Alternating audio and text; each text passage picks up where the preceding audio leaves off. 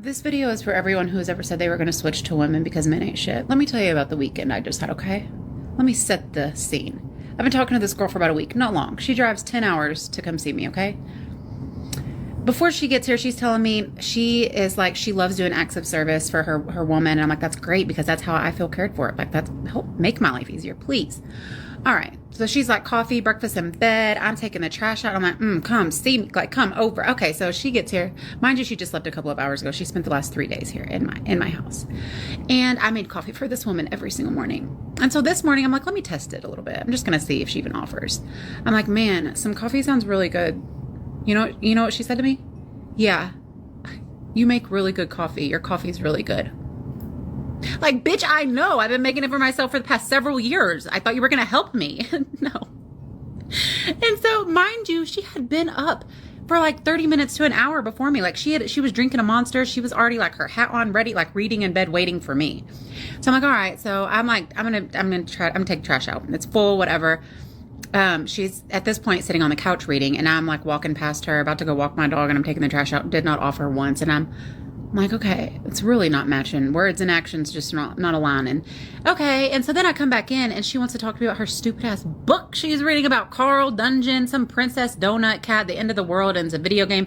Bitch, if you don't get out of my motherfucking house, and not only that, but I had to sit here and really act interested all weekend. I spent 4 hours at a bar watching a football game. The Bills. I had to listen to her talk about Magic the Gathering all weekend. I had to open up. She spent $250 on sports cards. And I opened one pack. And she's like, do you want to open one pack? I'm like, oh, yeah, sure. I don't really give a fuck, but I'll do it. And then the whole time I did it, she was like hovering over my shoulder, like, okay, but don't get your fingerprints on it. You have to open it this way and only touch on this way. I'm like, bitch, take that. I don't even want to open the cards. I don't even care. And then if all of that wasn't enough, we argued the very first night that she got here. Full blown argument, silent treatment on the way back. And it was so bad. Every single time she asked me how I felt about something and I told her, I ended up apologizing because apparently she took everything I said as criticism, made herself the victim in every fucking situation. And apparently I'm having to apologize for how I make her feel. Please just stay where you're at. I don't know. It's terrible on both sides. Raise your hand if you went on a date and it went so horrible that the girl made a viral TikTok about you. Okay, so here's what happened. I met a girl. She lived like 10 hours away. Within days of meeting her, she's like, come see me this weekend. Come see me next weekend. You're not going to leave here unless you're my girlfriend. You know, that should have been the first red flag, that she was already trying to U-Haul me. But lesbians, we love the carnival. What are you going to do? So I drive out there. Halfway there, this girl starts a fight with me. Like, bitch, I ain't even met you yet, and you're already starting a fight with me? That's some real lesbian ass shit. I had to know if I was getting catfished or not. Newsflash, I was getting catfished. Yeah, videos and pictures did not match in person, but I tried to keep trucking because I thought, I've already driven all the way out here. She seems like a cool girl. Let's see what happens. It ended with her being extremely mad at me and making a viral TikTok video about me because I didn't make this girl coffee in bed in her own home. Of course, she leaves out all the things I did do, like get the door for her wherever we went. I walked her dog for her. I brought my tool bag because she literally has bought out the clearance aisle at Earthbound and it threw up all over her wall and she hung everything with tacks. So, vroom, vroom, we had to fix that. Then this girl goes on to make fun of me about the book I'm reading, the cards I like to play with my friends, and stuff I like to buy with my own money. It was an absolute nightmare. But the funniest thing of all is that I now have a viral trophy for all the dumb shit I get myself into. All right. Y'all really wanted a part 2 and I wasn't going to do it because at this point I'm about to make myself look bad because I ignored some pretty big red flags. Oh, yes, she's seen the video. She called and texted me multiple times last night. No, I'm not sorry. And no, I do not feel bad. Bitch, get off my phone. Okay, so before she comes up here, she had told me the day before she had court for sexual extortion. And okay, listen. I'm not the most judgmental person, and I've done some fuck shit in my life. We're both in our mid-30s. So I'm like, if you haven't been through some shit, it would kind of be weird. Maybe not so recent. That was kind of, maybe it could have been further in the past, but no, it wasn't. So I was just, okay, giving her the benefit of the doubt. Okay. That was the first thing in my head that was making me thinking, okay, so you got a tendency to show your ass a little bit. The second, she works in the cannabis industry. She smokes weed like all day long. It's chronic at this point. All day she's telling me that she vapes weed. I work in the substance use field. So for me, it's like, damn, your baseline is high because I don't love it. Like, I don't care that you smoke. I don't have an issue with it. She has her medical card. But I'm just like, it's in the back of my mind, like, especially because she had also told me that she is trying to get sober from alcohol. Like, she not so much has a problem with it. Actually, you know, if it's causing you problems, it's a problem. Let's just call it what it is. She doesn't like how she is whenever she drinks, so she's trying not to. So that's already not great qualities that I'm like wanting in my partner. Like, do I care if you're in recovery? No. But this is all very recent stuff that is happening, you know? So we're already not off to a great start. And we had a small argument, like when she was on her drive up here. Okay, so she gets here. We go out to a restaurant and eat. She gets my car door for me. Remember this because it comes up in a little bit. I'm like, is getting the door for me always going to be like a consistent thing, or is it going to like taper off once we get more comfortable? And she's like, no, I got you. And I'm like, okay, cool. So we get to the restaurant and she is like all over me. We're sitting at the bar. She's like scooting my chair closer to her. She is like hanging on me, kissing me. And I'm like, we are in our third, like, girl, this ain't no puppy love. Like, read the room. It's icky. It's cringy. Like, and then she's like, I'm sorry for being all over you while actively being all over me. And I'm like, it's okay. Like, I just take a little bit longer than most people we just met. Like, okay, so I wanted her to know I didn't really have an issue with her smoking weed. So I'm like, there's a dispensary down the road. Would you like to go to it? We go. This girl is trying to like tell me how weed was made, the science behind it. She has her master's in some science, whatever. She's like trying to tell me how you can't get high if it's THCA, blah, blah, blah. I do not care. And she has said the same thing 6 times in a row. And it's like, she can tell I'm not comprehending what she's saying. Or she's like, And so she gets aggravated to me, and I could tell she's aggravated. So I'm like, damn, you are kind of a short fuse, huh? And she got mad at me for saying that. So we leave. She does not get the door for me, my car door. So in my mind, I'm thinking, okay, so anytime we argue, she's going to withhold affection. That's passive aggressive. I don't love that. So silent treatment. On the way back to my apartment, we've only known each other for a few hours. So I'm like, you know what? We don't communicate well. I tell her this. We do not communicate well. We don't conflict resolution well. Maybe we should call it, we're just not a good match. And so she's like, I'm just going to get a hotel room. Like, she's like, I guess I'll just get a hotel. Wasn't expecting it to go, like waiting for me to be like, no, please stay. No, girl, leave. And so she packs her stuff and then she comes knocking on my door like 2 minutes later and she's like, I just want to talk. And I'm like, yeah, come on in. We've clearly proven we're great at communicating. So let's just talk. So she's like, I've had a really long day with driving and I've been mentally stressed about the court stuff. I'm like, you know what? You're right. Let's just wrap it up. Go to bed. We can try again tomorrow. So there was just like subtle things over the weekend that were happening. Like, for instance, so she wanted to build me a fire in my fireplace. And I'm like, yeah, of course. I do it all the time for me. I have multiple bundles of wood that you see. I have a fire poker that you see, and make me one. And she looks at me halfway through making it. She's like, do you know when it's time to stoke a fire? And I'm like, bitch, in my fire? Yes, I know how. Like, what are you talking? So it was just like little stuff like that. I had her fix one of like a shelf or like a moon thing on my wall because it was I had so much show and it was heavy. And so for one, she fixed it. Thank you for doing that. But like, it's not even centered. I could have done. And so then I walk out of my room and she's like taking down everything on my walls and like everything that I had a tack in, she's replacing with a nail. And I'm just like it feels condescending. I'm like, I didn't ask you to do that. You could have asked me like you can do that, but you can't make me coffee. Like you don't feel you don't feel comfortable enough in my house to make me coffee, but you feel comfortable enough to rearrange my whole goddamn place. What? What?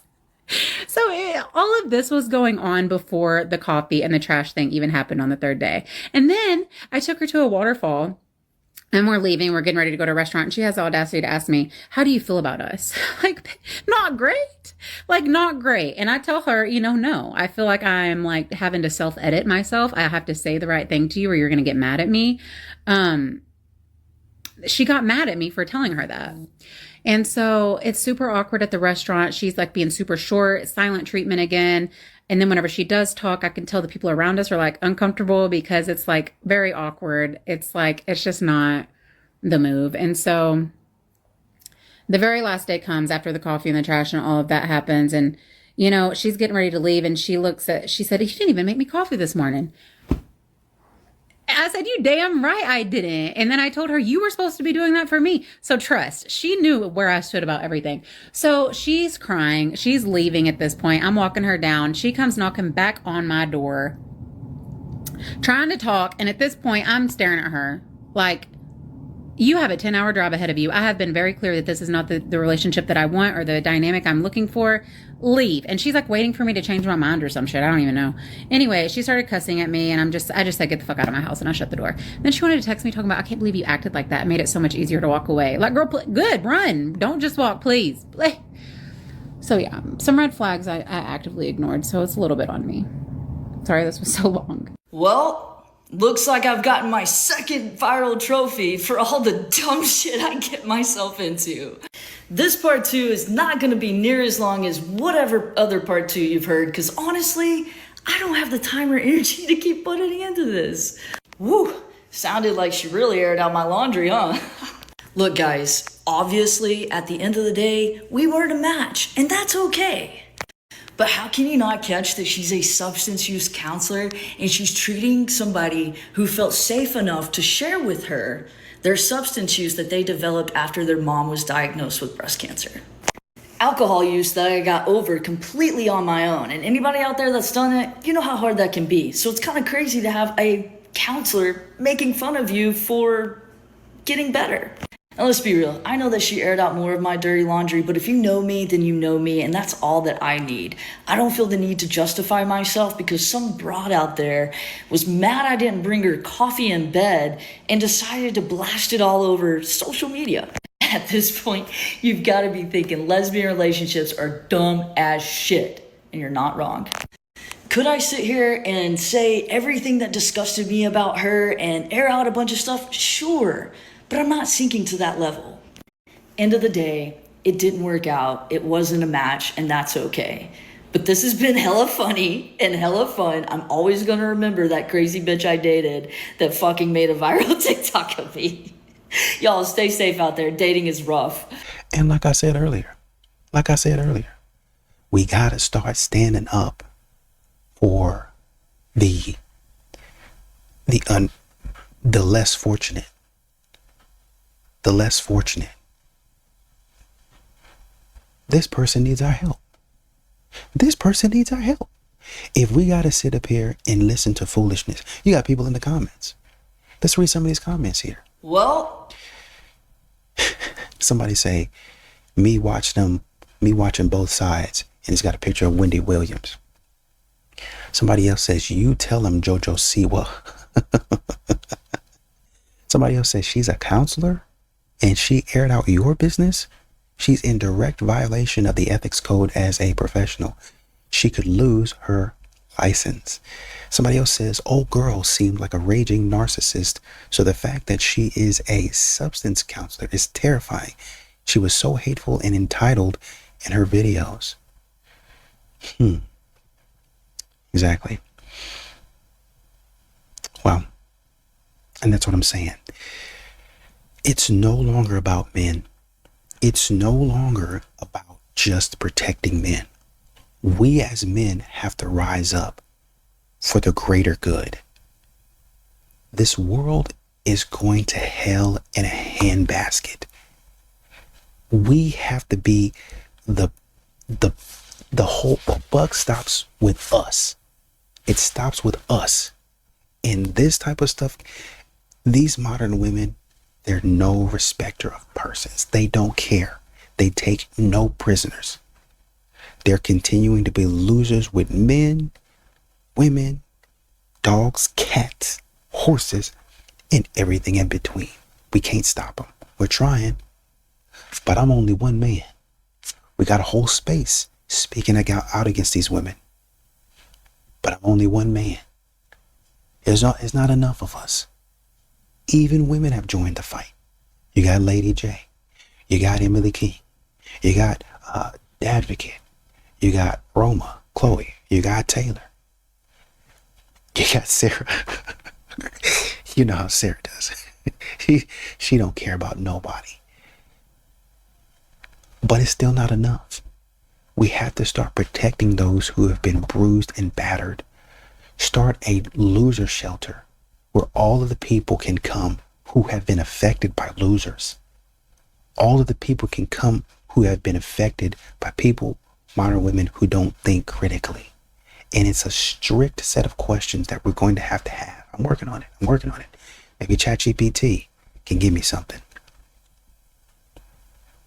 But we have to do more. These modern women, this loser behavior is getting out of control.